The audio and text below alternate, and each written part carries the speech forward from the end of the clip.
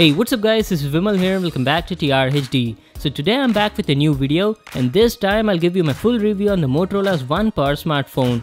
It was launched a few weeks ago and if you guys remember, I made an unboxing and first impressions video on the launch day itself. And since then I've been using it as my secondary device and today I'll share my full experience on this phone. In case you haven't watched my unboxing video, I'll just leave a link to that in the card above. You can check it out there. Okay, let's get started with the review. The Motorola's 1-power has a huge 6.18-inch Full HD Plus notch display with Corning Gorilla Glass protection, and this is how the back looks like. The back panel is made of metal and the phone comes only in black color variant. It's got a simple and decent look with the Android One branding at the bottom, and I really like the Motorola's Batwing logo on the fingerprint scanner. Talking about the comfort, the phone feels comfortable to hold in the hand, but it weighs around 205 grams, so it's a bit heavy, and yes, it's definitely a bulky phone with the thickness being around 8.98 mm, but that's not a big issue if all you care is about the battery. It's got a huge 5000 mAh battery on it. The 1-power is an Android One phone guys, so it mostly runs on stock Android, but with a slight touch of Moto features. Like you've got the Moto display feature on it, so whenever you pick up the phone or get any new notifications, the Moto display wakes up and shows you all of those at a glance. I really like this and use it a lot on my Moto phones. You can even reply to messages from the Moto display itself. I've also set up the fingerprint scanner on it, so let me do a quick test and show you how it performs. As you can see, the fingerprint scanner was accurate and working most of the time, but for some reason the fingerprint scanner was a little slow at unlocking the phone. Since it was running on stock Android, I expected it to be blazing fast. I hope Motorola could do something about that in the next update. So this is how the display on it looks like. It's got a big 6.18-inch Full HD Plus IPS display with a notch, and the display looks absolutely beautiful. As you can see, it runs on stock Android. You've got a pixel-like launcher, and swiping right on the home screen brings the Google Now. The overall UI feels snappy and buttery smooth, no lag or stutter anywhere. App opening and closing speeds were also fast. Let me just bring the phone close and show you how the notch looks like. The bezels on this phone are quite thin with a screen to body ratio of 81.3% and has a Motorola logo on the bottom chin. Also guys, the 1-power comes with very minimum apps installed on it, so there's almost no bloatware on this phone. Now let's check out the settings. This is how the settings app looks like. You've got stock Android settings. In the display settings, you've got adaptive brightness, night light, and that's it. Let me just show you the storage section. The 1-power comes with 4GB RAM and 64GB of internal storage, and out of that you get around 50 to 51GB of usable space. I've already installed some apps and games on it and still left with 47.74GB of free space. So that was about the storage. And coming to the security, the 1-power only has a fingerprint scanner on it. There is no face unlock on this phone. Like seriously, why? I don't understand why Motorola has skipped that. I hope that the company can add face unlock in the next update. And coming to the About phone, it runs on Android 8.1 Oreo. Here's the Easter egg. And the security patch it's running is August 2018. So that was about the settings app. Now let's talk about the display. It's got a 6.18-inch Full HD Plus IPS display with 18.7:9 aspect ratio, and I have to say it's one of the best displays in the budget price range. The display is sharp, there's good amount of detail, and the pictures look crisp on it. The colors look rich and vibrant, the contrast is nice, white balance is perfect, and the dynamic range is also good. The screen is also quite bright and easily visible in outdoors. And talking about the viewing angles were excellent. The picture looks the same no matter from where you view it. Now let me tell you about the audio quality. Let me play a song and show you how the audio sounds like.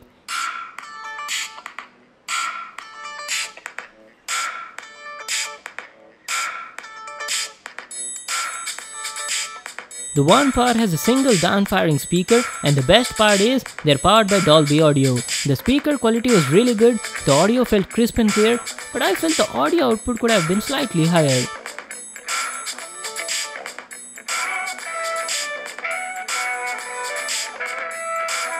Let's jump into the benchmarks. The 1-power comes with Snapdragon 636 octa-core CPU clocked at 1.8 GHz and has an Adreno 509 GPU.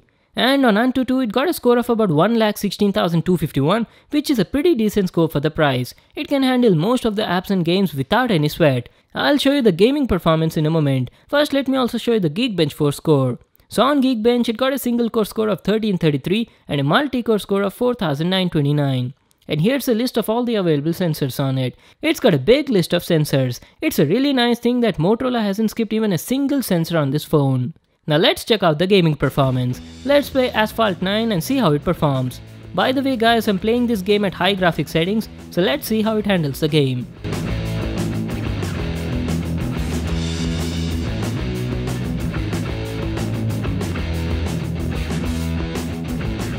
As you can see, the gameplay felt pretty smooth. I faced no lags or stutters anywhere. You will definitely enjoy gaming on it. And yes, you can also play PUBG on it at medium graphic settings.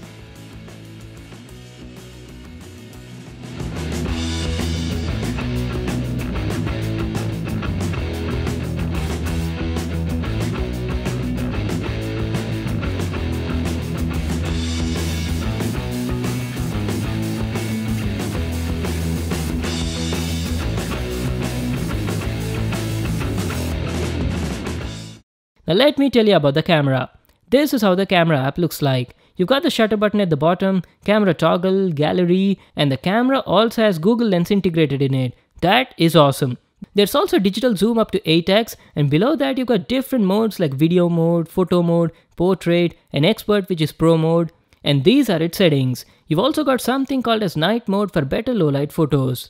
So that was about the interface. And at the top you got flash, HDR, and timer settings. Let's just shoot some photos and see how fast the shutter is. That was pretty fast. Now let me show you all the sample photos and videos shot on the One Power. So here are some samples shot on this phone. The One Power has a dual camera setup at the back. One is a 16 megapixel f1.8 PDAF primary camera and the other is a 5 megapixel f2.2 secondary camera. It shoots all the photos in 16 megapixel resolution and the pictures turned out to be good. The sharpness was nice, there was good amount of detail in the photos, the colors look rich and vibrant, the contrast was nice, and the white balance was also accurate. But I felt the dynamic range was a little less. There was not much detail in the highlight and shadow areas. Also guys, that f1.8 lens was definitely giving some good bokehs. On the overall, it was doing a good job in bright daylight conditions.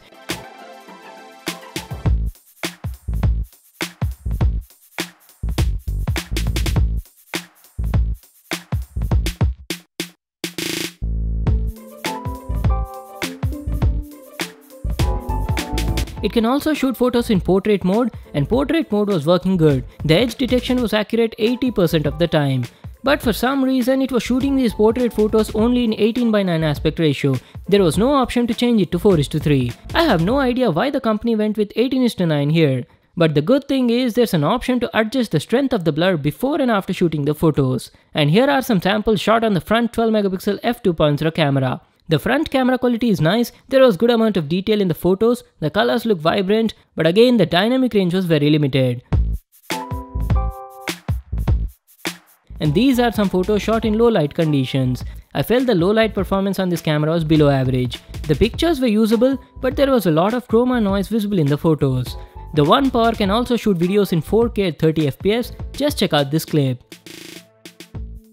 The 4K video quality was decent, but since there was no image stabilization on it, you'll definitely see shake in the videos.